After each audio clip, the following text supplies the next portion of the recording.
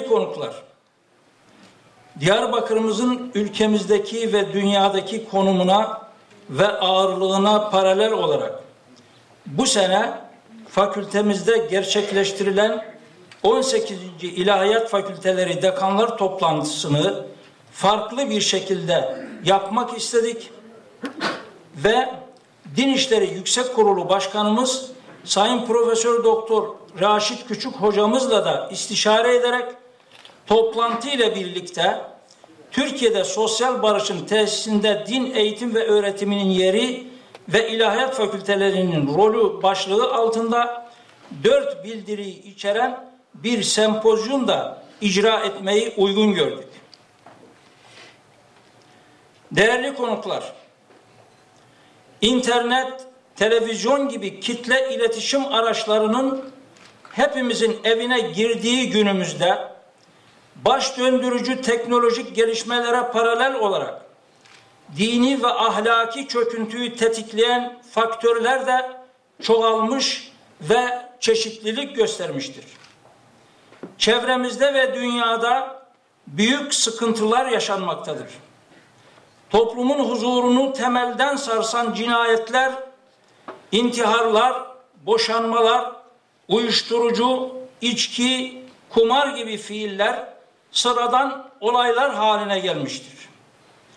Özellikle bölgemizde yaşanan olaylardan dolayı hemen her gün kan ve gözyaşları birbirine karışmakta, çocuklar yetim, gencecik gelinler dul kalmaktadır. Bölgemizde olayların sıçramadığı ve etkilemediği bir aile hemen hemen yok durumundadır. Bu olaylar mahkemeleriyle, hastaneleriyle, emniyet teşkilatıyla devlete de ağır bedeller ödettirmektedir. Her ne kadar bu olayların ekonomik ve sosyal boyutları var ise de hepsinin temelinde dini ve ahlaki eksikliğin olduğu kanaatindeyiz. Bütün bu problemleri çözecek veya en azından asgariye indirecek en önemli faktör dini, ahlaki ve ahlaki disiplindir ki bunu öğretecek ve yaşatacak olan Diyanet Teşkilatı'yla eğitim ve öğretim kurumlarıdır. Öncelikle Türkiye kadar din eğitimi meselesini tartışan çok nadir ülke var dünyada zannediyorum. Gerçekten bir açıdan bütün dünyaya ihraç edebileceğimiz bir zenginliğe de sahip olmuşuz bu vesileyle. Cumhuriyetimizin başında en önemli tartışma konularından bir tanesi hep din eğitimi olmuştur. Ancak 30'lu yıllara gelindiğinde biraz da dışarıda, dünyada, küresel ölçekte din ile ilgili olumsuz gelişmeler, ülkemizde de zihinleri daha çok bu konularda vehimlere, korkulara, endişelere sevk etmiş ve tek ilahiyat fakültemiz olan Darülfünun İlahiyat Fakültesi'nin o yıllarda kapatıldığını hepimiz biliyoruz. Aslında bu amaçla kapatıldığı halde kapatılış gerekçesi de tarihe öğrenci bulamamaktan diye geçmiştir. Halbuki öğrenci bulamamaktan değil, zamanın Diyanet İşleri Başkan Yardımcısı merhum bu konularda en büyük katkısı olan hocalarımızdan Ahmet Hamdi Akseki'nin o günlerde kaleme aldığı, daha sonra yayınladığı din eğitimi raporu hala muhallet bir rapor olarak tarihte yerini almıştır. O zaman adeta feryat etmiştir ve demiştir ki biz köylerde vefat eden vatandaşlarımızı kaldıracak kimse bulamıyoruz. Onların namazlarını kıldıracak, onların tekfin ve teçhiziyle uğraşacak kimse bulamıyoruz. Haftalarca bekleyen ölülerin olduğu ifade edilmiştir o zaman.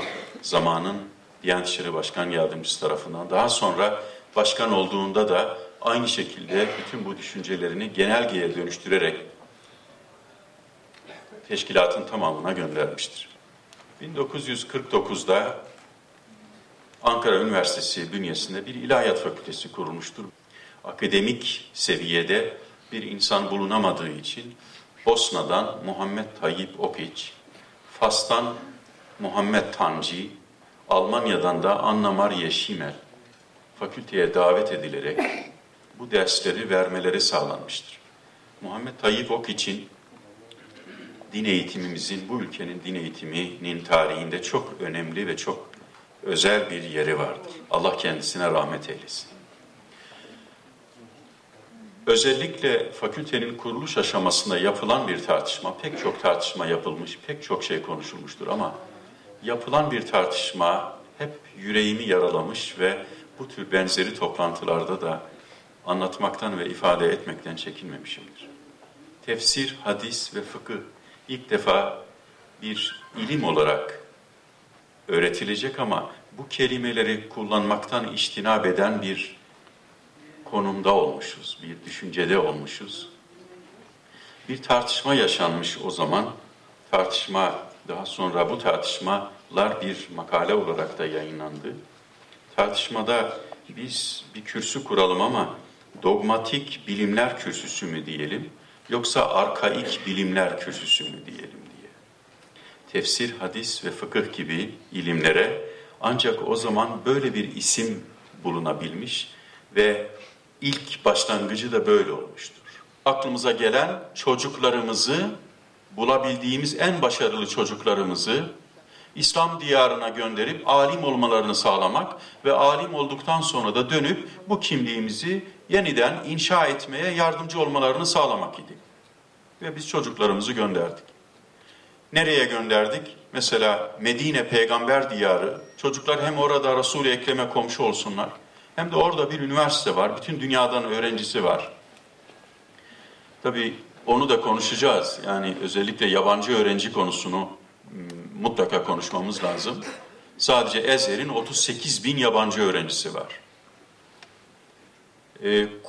Kum'daki Camiatul Mustafa'nın 42 bin yabancı öğrencisi var. İran'ın dışından gelen öğrencisi var. Bu mukayeseleri de birlikte yapmamız lazım. Ama tekrar sözüme dönecek olursam, biz Medine'ye gönderdik çocuklarımızı. Çocuklarımız orada okudular. Onlar alim olacaklardı, döneceklerdi ve bizi kurtaracaklardı. Bizim 100 yıllık açığımızı kapatacaklardı. Bizim kimliğimizi yeniden inşa edeceklerdi. Çocuklarımız 4 sene, 5 sene tahsil gördüler, döndüler. Döner dönmez biz farklı bir insanla karşılaştık. Önce bizimle kavga etmeye başladı, bize siz Müslüman değilsiniz demeye başladı. Hatta dahası bize ubbadul kubur demeye başladı. İlk defa duyduğumuz ifadelerdi bunlar. Siz kabir tapıcılarısınız, dolayısıyla siz Müslüman değilsiniz, önce şehadet edin dediler. Kafkasya'da bana bunu soruyorlar. Balkanlarda bana bunu soruyorlar. Ben onlara ne cevap vereyim dedim. Açık yüreklilikle bunu paylaşmamız gerekiyor. Bütün dost ve kardeş İslam ülkelerinin eğitimcileriyle, rektörleriyle, dekanlarıyla hiç saklamamamız gerekiyor. Doğrusu onların da bundan en az bizim kadar muzdarip olduğuna şahit oldum.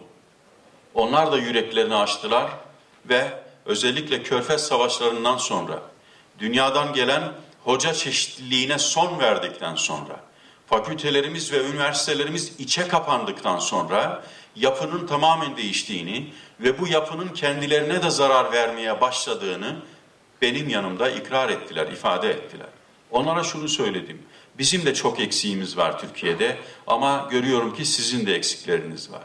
Bunu zenginleştirmenin yolu bir araya gelmektir. Bir araya gelerek birlikte bu konuyu ele almaktır. Neden alimlerimiz eskiden çağın önünde yürüyordu? Neden şimdi çağ alimlerimizin önünde yürüyor? Neden şimdi biz bilgiyi bir ahlaka ve sorumluluğa dönüştüremiyoruz? Bilgi çoğaldıkça, profesörlerimiz, doçentlerimiz çoğaldıkça neden alimlerimiz azalıyor? Örnekliğimiz neden sona eriyor? Kimliği inşa eden, dinle, inançla birlikte kimliği inşa eden insanlarımız neden yetişmiyor? Telif eserlerimiz neden azalmaya başladı? Bunları birlikte konuşmamız lazım. Artık dünya öyle bir noktaya geldi ki, bizim tek başına ilahiyat müfredatlarını ele almamız doğru değil. Sadece Türkiye özelinde bunu ele almamız doğru değil. Artık bütün İslam dünyasının, Rusya'nın içerisindeki 20 milyon Müslümanın buna ihtiyacı var. Kafkasya'daki Müslümanların buna ihtiyacı var.